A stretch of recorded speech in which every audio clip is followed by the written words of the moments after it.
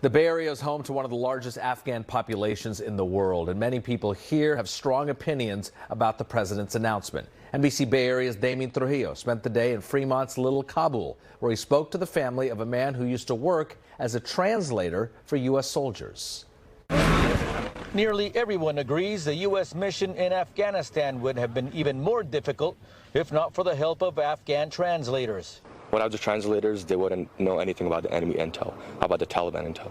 And Mujtaba Hamdard ought to know. His father Abdul was one of them. I was like around 10 or 11, and he would go away for like a few months and come back. And I guess I wasn't really like telling him the questions because I was a child. I wasn't really interested. I was just like, oh, Dad's home, you know.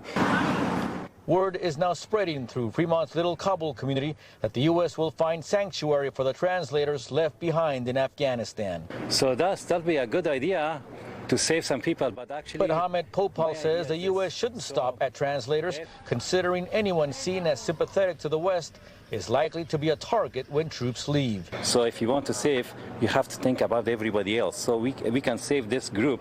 What about the other ones? That is part of the sentiment in Little Kabul.